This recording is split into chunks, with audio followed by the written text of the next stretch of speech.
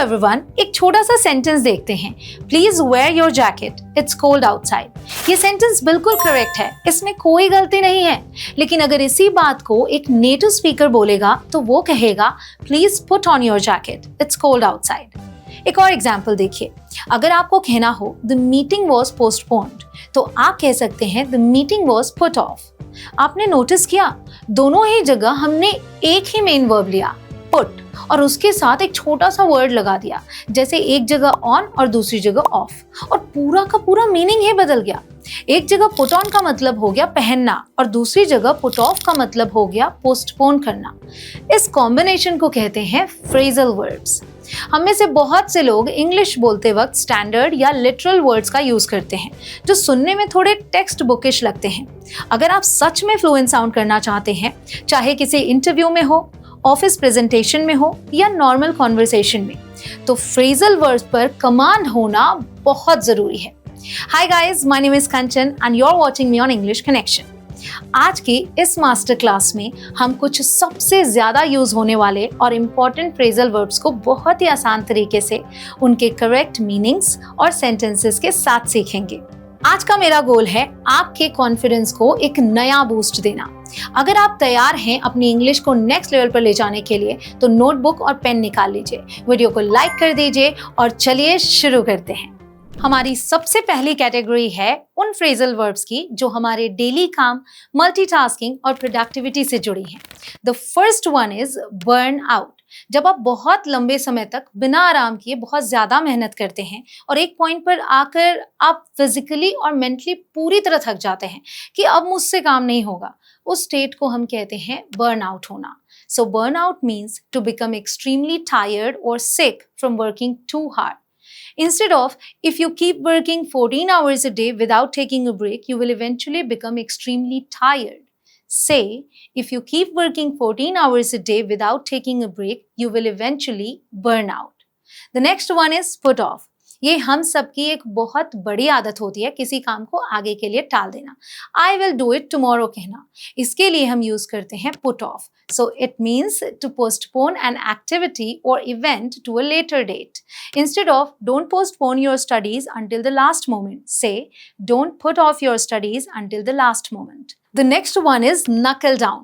मान लीजिए आपका एग्जाम अगले महीने है या ऑफिस में कोई बड़ा प्रोजेक्ट सबमिट करना है और अब आप डिसाइड करते हैं कि बस अब बहुत मस्ती हो गई, अब सीरियस होकर पढ़ाई या काम शुरू करना पड़ेगा। इस सीरियस फोकस को कहते हैं नकल डाउन करना। सो नकल down means to start working or studying very hard with serious focus. Instead of the exams are starting next week, so it's time to start working very hard with serious focus, say the exams are starting next week, so it's time to knuckle down. हम रोजमर्रा में लोगों से मिलते हैं और रिश्तों के बारे में बात करते हैं। Let's see हम वहाँ कौन से phrasal verbs यूज कर सकते हैं। The first one is get along with someone. जब आपकी किसी के साथ बहुत अच्छी बनती है, आपकी दोस्ती गहरी होती है और आप दोनों के बीच का रिलेशन बहुत स्मूथ होता है, तो उसे हम कहते हैं get along होना। So get along means to have a harmonious or friendly relationship with someone. Instead of I have a very friendly relationship with my colleagues, say I get along very well with my colleagues. The next one is look up to someone. हमारी life में कोई ना कोई ऐसा इंसान जरूर होता है जिसकी हम बहुत इज्जत करते हैं, जिससे हम इंस्पायर होते हैं, चाहे वो हमारे पेरेंट्स हो, टीचर्स हो या कोई मेंटोर। किसी को अपना आइडियल मानना is called look up to. It means to admire and respect someone greatly as a role model. Instead of, I have always admired and respected my elder sister for her dedication and kindness, say, I have always looked up to my elder sister for her dedication and kindness. The next one is count on someone.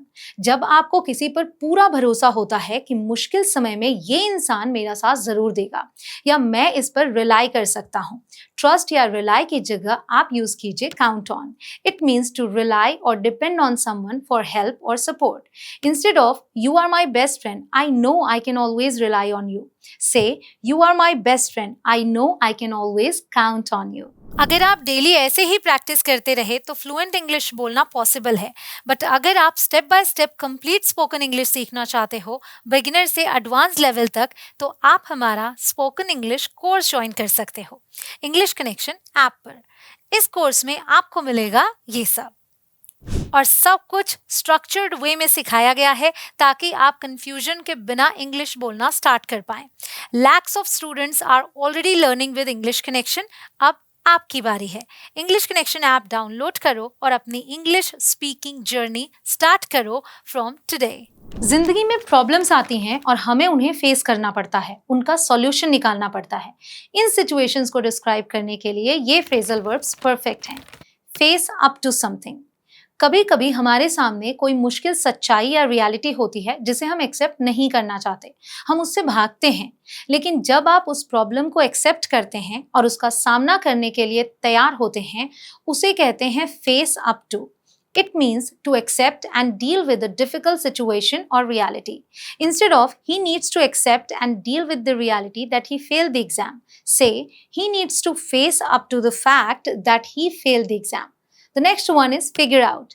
ये एक बहुत ही common और useful phrasal verb है। जब आप किसी problem का solution ढूंढ लेते हैं या किसी चीज को समझ जाते हैं कि ये कैसे काम करती है, तो उसे हम कहते हैं फिगर आउट करना। So figure out means to understand or find a solution to a problem after thinking about it. Instead of don't worry, give me some time, I will find a solution to this problem. Say don't worry, give me some time, I will figure out a solution to this problem. The next one is give in. मान लीजिए आप किसी बात पर अड़े हुए हैं पर सामने वाला लगातार प्रेशर बना रहा है और आखिर में आप हार मान लेते हैं या उनकी बात मान जाते हैं। Surrender कर देना is called give in. So it means to finally accept or agree to something after refusing it for a long time. To surrender. Instead of the management finally surrendered to the employees' demands for better working conditions. Say the management finally gave in to the employees' demands for better working conditions. अब बात करते हैं उन phrasal verbs की जो हमारी normal रोजमर्रा की बातें करते वक्त बहुत काम आती हैं। Look forward to. जब आप फ्यूचर में होने वाली किसी चीज के लिए बहुत एक्साइटेड होते हैं और उसका बेसब्री से इंतजार कर रहे होते हैं, जैसे कोई वेकेशन, कोई मीटिंग या कोई रिजल्ट, उसके लिए हम यूज करते हैं लुक फॉरवर्ड टू। एक चीज का ध्यान रखिएगा, इसके बाद हमेशा वर्ब प्लस ing फॉर्म आता है। So look forward to means to feel excited and happy about something that is going to happen. Instead of I am feeling excited about meeting you next week, say I am looking forward to meeting you next week. The next one is run into someone. मान लीजिए आप market गए और वहां अचानक आपको आपका कोई पुराना स्कूल का दोस्त मिल गया। बिना किसी प्लान के अचानक मुलाकात हो जाना, उसके लिए हम यूज करते हैं run into. So it means to meet someone unexpectedly by chance. Instead of yesterday I suddenly met my old teacher at the bookstore, say yesterday I ran into my old teacher at the bookstore. The next one is turn up. जब कोई इंसान किसी जगह पर पहुंचता है या भीड़ में दिखता है, स्पेशली जब आप उसकी उम्मीद नहीं कर रहे होते या वो लेट हो चुका होता है, ऐसे अराइव करने को कहते हैं turn up. So it means to arrive or appear, especially unexpectedly or after a delay. Instead of we waited for him for an hour but he didn't arrive, say we waited for him for an hour but he didn't turn up. तो ये थे हमारे आज के कुछ high frequency phrasal verbs. चलिए एक बार जल्दी से स्क्रीनशॉट ले लीजिए। जैसा मैं हमेशा कहती हूँ, इंग्लिश सिर्फ सुनने से नहीं, बोलने और लिखने से आएगी। तो आज का आपका होमवर्क है, इन फ्रेजल वर्ब्स में से कोई भी 1, 2 या 3 फ्रेजल वर्ब्स चूज कीजिए और उनसे एक छोटा सा सेंटेंस बनाकर नीचे कमेंट सेक्शन में जरूर लिखिए। मैं खुद आपके सेंटेंसेस चेक करूंगी ताकि आपकी प्रैक्टिस सही हो सके। अगर आपको ये वीडियो यूजफुल लगी हो तो वीडियो को लाइक जरूर कीजिए, अपने फैमिली और फ्रेंड्स के साथ शेयर कीजिए और चैनल को सब्सक्राइब करना मत भूलिएगा। Thank you so much for your time. Keep learning, keep practicing, and I will see you in the next video. Jai Hind.